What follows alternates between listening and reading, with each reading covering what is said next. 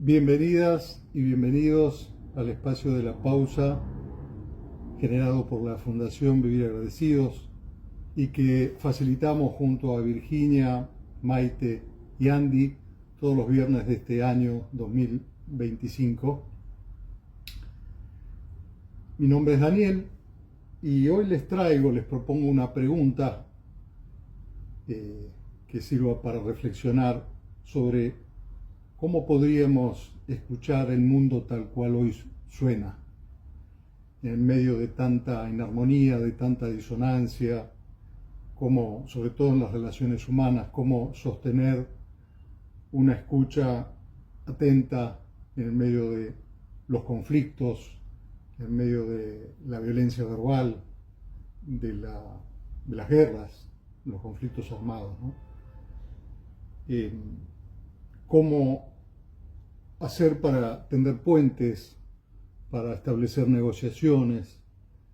Y para esto quiero compartirles primero una comprensión que fue acumulándose con los años y que hilvano hoy como acontecimientos sonoros que me marcaron desde chico, que sirven para que ustedes entiendan cómo viene esta comprensión. Allá por el año 68, 1968, yo tenía 4 años cuando Vélez Sarsfield, un club de fútbol de la Argentina, ganó el campeonato nacional. Claro, vivíamos cerca del estadio, así que mi padre nos llevó en el auto a ver los festejos, ¿no? Y se podía ver poco a través del parabrisas, pero se podía escuchar claro, nítido, todo eso, ¿no? Que estaba haciendo un festejo con una alegría extraordinaria. Imagínense, 4 años, eso me entró como al fondo, ¿no? Como si fuera una huella emocional que me acompaña incluso hoy al gritar un gol cuando la selección nacional juega, ¿no? Por ejemplo, ¿no?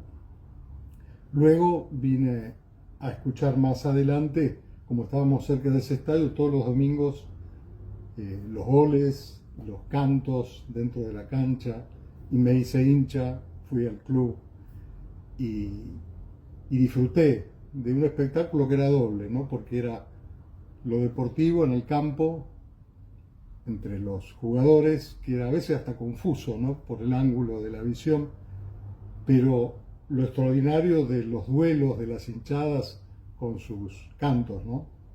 2 espectáculos por una misma entrada. Eso en la infancia. Luego traigo a colación también el hecho de que en la adolescencia, en la niñez, pasando a la adolescencia, cuando tenía 13, 14 años, empecé a escuchar rock nacional, rock extranjero también, ¿no? Con mi mejor amigo de ese entonces, con quienes junto a otros íbamos a un salón de fiestas, que era del padre de uno de los compañeros, y cuando estaba vacío escuchábamos toda esa música en unos parlantes enormes que eran difíciles en esa época poder disfrutar. Discos como música como de Sui Generis, Charly García, Pink Floyd, Deep Purple, Michel Sarré, el disco Oxígeno. Eso me acuerdo yo de hasta entrar en éxtasis escuchando eso, ¿no? En esos parlantes enormes. Y en ese momento afuera se empezaban a escuchar los primeros comunicados del gobierno de la dictadura militar y se empezaban a escuchar los rumores que para nosotros chicos eran inverosímiles, de que estaban siendo secuestrados jóvenes apenas un poco más grandes que nosotros.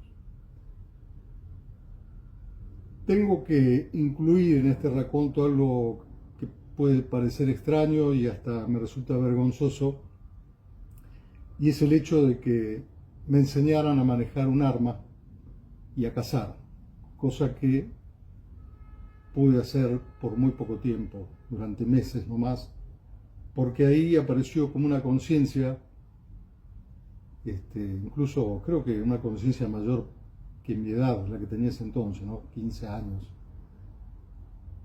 de que se me asociara la comprensión de que un arma inevitablemente tenía consecuencias.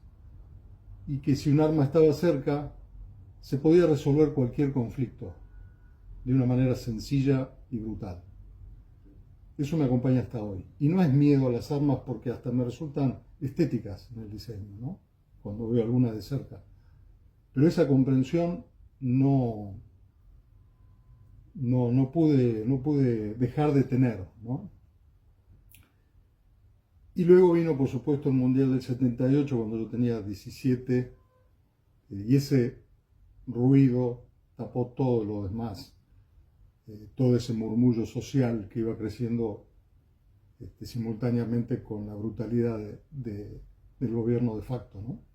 Y ese ruido fue maravilloso, nadie pudo abstraerse, goles, gritos, festejos de centenares, de miles de personas en cientos de ciudades de la Argentina, y nadie estaba dispuesto a oír los otros gritos, los que estaban siendo sofocados, ocultados, ¿no? Y esa conciencia incipiente sobre la violencia, sobre las armas, me llevó un poquito después a unirme a un grupo del que es muy difícil encontrar registro digital, pero que hay registro seguramente en papel, en los archivos de los diarios, de los periódicos de entonces, que era el Movimiento Pacifista y No Violento Argentino. Un grupo pequeño de jóvenes, ingenuos, pero determinados en colaborar con organizaciones mayores que reclamaban en ese entonces por los derechos humanos, por el restablecimiento de la democracia. Y nosotros colaboramos yendo a marchas, a actos, llevando pancartas, llevando folletos, manifiestos a distintos lugares, sin banderas políticas. Pero bueno, llegó la guerra de Malvinas en 1982 y en esa plaza donde habíamos ido a protestar contra esa dictadura, se volvió a llenar como si se tratara de un partido de fútbol, y cuando Argentina se metía en una guerra absurda empujada por un gobierno que quería seguir siendo legítimo, ¿no? Y estaba perdiendo esa legitimidad. Y la plaza en ese momento se llenó otra vez, pero esta vez con un fervor hasta futbolero, ¿no? Del cual era difícil volver a abstraerse. Pero yo ya no estaba en esa frecuencia, en esa tónica, y es muy difícil transmitirle lo que significó eso, porque era sostener un gesto en contra de toda la corriente general. Hoy es fácil imaginarlo, pero haberlo vivido fue algo que también fue muy fuerte, ¿no? Porque era una causa noble manipulada por gente siniestra, ¿no? Desde el poder. Y repartir un papel que decía no a la guerra era casi un acto criminal. En ese momento, en esa época, Charly García compuso una canción, un tema que se llamaba No bombardeen Buenos Aires, que significó una confrontación con lo que sucedía en general, ¿no? Porque ella hablaba de la posibilidad, que después nos enteramos que había sido una posibilidad real, de que Buenos Aires fuera bombardeada, ¿no? E incluso en el final del tema había una sirena antiaérea. Y en ese contexto general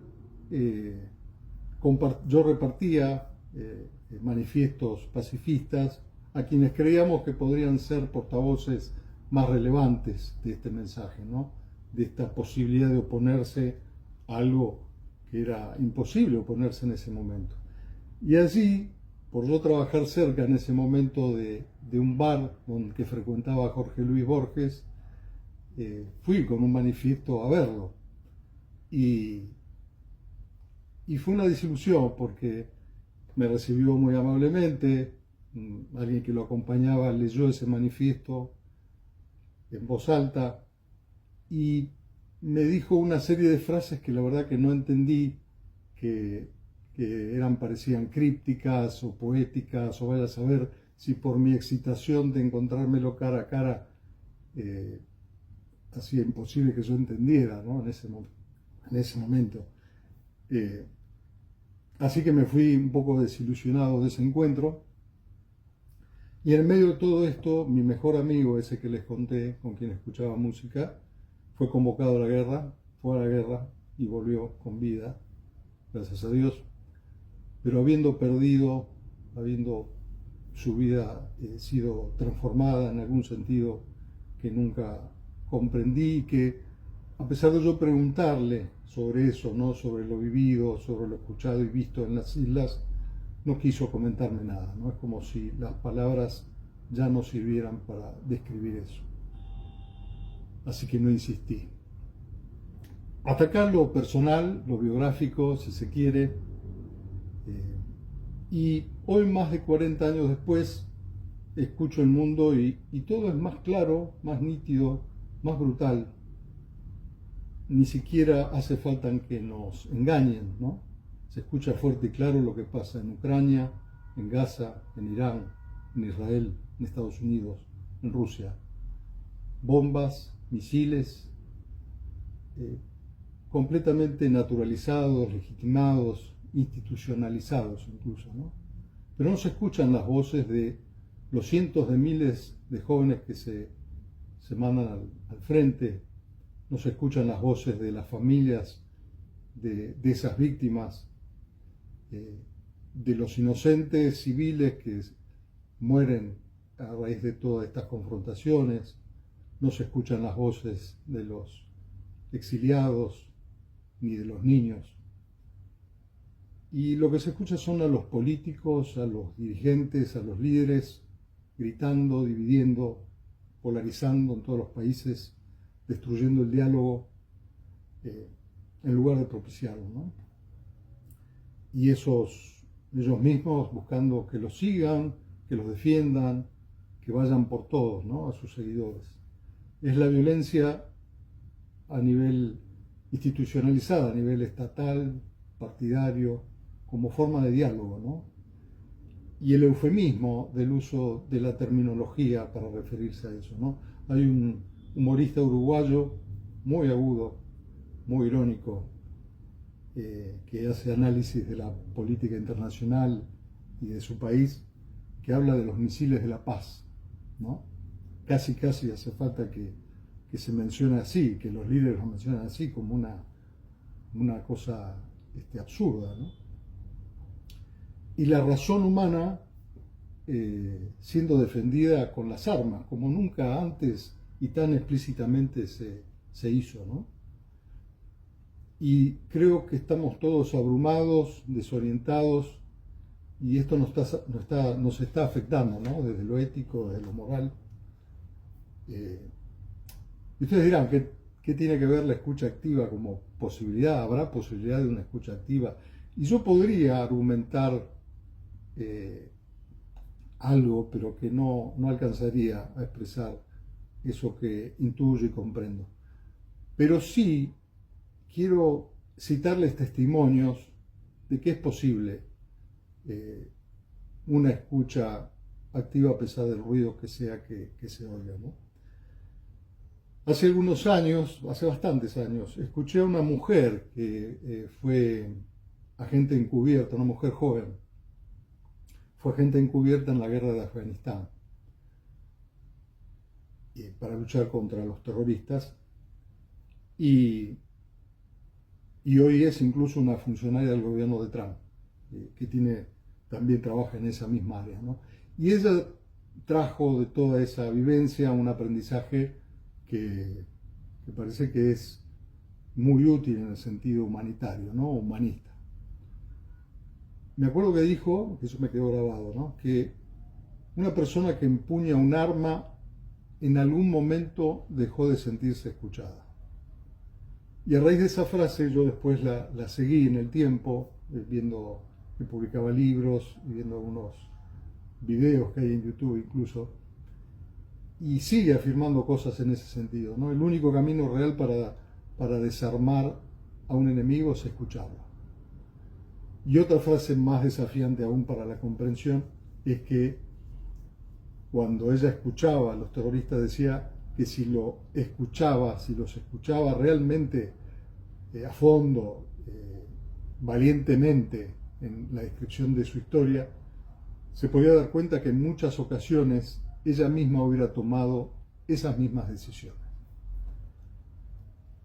Otro testimonio que escuché hace pocos días, que me conmovió, fue el de el presidente de Ecuador entrevistado por un periodista argentino, el expresidente Yamil Maguad, que contaba cómo con su par peruano Alberto Fujimori, en un momento muy álgido de conflicto entre los dos países, incluso iniciada la guerra,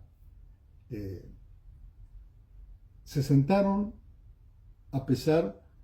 cara a cara, a pesar de las opiniones de sus consejeros, de sus asesores, de la opinión pública, de los poderosos que estaban detrás de ellos, y negociaron y dieron por terminada la guerra, en una escucha de persona a persona, más allá de sus intereses nacionales de cada uno. Algo que también me conmovió muchísimo y que leí el año pasado en el New York Times es una historia que salió a la luz a raíz del mayor ataque terrorista ejecutado por Hamas hace ya casi 2 años, y es la historia extraordinaria de 2 personas, Gershon Baskin y Ghazi Hamad, un palestino y un israelí, que durante 20 años mantuvieron contacto no oficial, contacto secreto, en negociaciones que destrababan y desarmaban, desbarataban actos terroristas, que propiciaban el intercambio de prisioneros, que era un canal no oficial de comunicación, y que terminó eso siendo una amistad entre estas 2 personas. Así lo describían ellos. Lamentablemente esto tuvo un final, no tuvo un final feliz, porque cuando fue el 7 de octubre del 2023 y fue el ataque que fue el mayor de Hamas hacia la población civil, ahí quedaron en posiciones absolutamente irreconciliables, ¿no? ¿Por qué traigo estos testimonios? Porque dan evidencia de que la escucha activa o la escucha que pudiera servir para salvar personas incluso, tiene que ver con una escucha de uno a uno, ¿no? Es decir, es lo humano que se pone en juego en una escucha activa de uno a uno. Y el último testimonio que le quiero dejar es el de Silvia Ventolila, una médica emergentóloga argentina de prestigio internacional que trabaja incansablemente para formar a los profesionales de salud y establecer políticas de prevención y de abordaje de situaciones de catástrofe, de conflicto, de cataclismos. Ha estado participando en muchos eventos acá en el país y en el exterior de este tipo, ¿no? Y ella fue categórica, hasta el punto de sorprenderme, ¿no? Ella dice que todos nosotros, todos los ciudadanos, deberíamos estar disponibles para afrontar un evento traumático, un evento que se dé en la vía pública, en el medio de una catástrofe climática. ¿Y qué es lo que nos dice que hay que hacer? Hay que estar al lado de esa persona que está en estado de shock, que está en estado de conmoción, y escucharla. A lo sumo preguntarle si necesita algo, y escucharla en silencio, y no juzgarla, no intentar sacarla de ese estado en el que está, de ese sufrimiento, de ese dolor, no minimizar lo que le está pasando. Y es el primer eslabón, dice ella, importantísimo, hasta tanto se pueda completar esa asistencia con un profesional que corresponda, ¿no? En definitiva, creo que esta última sugerencia a mí me hubiera servido para poder estar al lado de ese amigo que la relación se disolvió, ¿no? Podría haber servido para sostener una escucha en ese momento y poder habilitar, aunque sea para él, esa posibilidad, ¿no? De procesar todo eso que había vivido, ¿no? Creo que escuchar es algo muy radical que puede salvar vidas, como en estos testimonios que les traigo, ¿no? Escuchar cuando no estamos de acuerdo, escuchar cuando no comprendemos, cuando duele, cuando ya es tarde. Y creo que mientras haya alguien que escuche, se pueden establecer puentes, entendimientos, negociaciones o simplemente una tregua, ¿no? Quiero cerrar este encuentro de hoy haciendo una reivindicación para mí, porque ustedes seguramente no la necesitarán, respecto a la figura de Borges, porque yo no sabía en ese momento que él estaba siendo censurado por la dictadura respecto a la voz que alzaba en contra de la guerra, ¿no? A sus opiniones. Y me enteré hace menos de un mes que había él escrito una prosa poética que él mismo después le asignó un valor menor en su obra, pero que tenía un alto valor moral para él en ese momento, ¿no? Fue en los meses donde yo lo quise ver, ¿no? y llevarle ese manifiesto. Y es una prosa dedicada al conflicto de las Malvinas, ¿no? Les comparto entonces este poema. Se llama Juan López y John Ward. Les tocó en suerte una época extraña. El planeta había sido parcelado en distintos países, cada uno provistos de lealtades, de queridas memorias, de un pasado sin duda heroico, de derechos, de agravios, de una mitología peculiar, de próceres de bronce, de aniversarios, de demagogos y de símbolos. Esa división, cara a los cartógrafos, auspiciaba la guerra. López había nacido en la ciudad junto al río Inmóvil, Ward en las afueras de la ciudad por las que caminó Father Brown. Había estudiado castellano para leer el Quijote. El otro profesaba el amor de Conrad que le había sido revelado en un aula de la calle Viamonte. Hubieran sido amigos, pero se vieron una sola vez cara a cara en unas islas demasiado famosas y cada uno de los dos fue Caín y cada uno Abel. Los enterraron juntos, la nieve y la corrupción los conocen. El hecho que refiero pasó en un tiempo que no podemos entender. Creo que es completamente vigente, ¿no? este poema. Hasta acá la reflexión de hoy. Los leo en los comentarios y los invito a una próxima pausa el próximo viernes. Nos vemos en 30 días.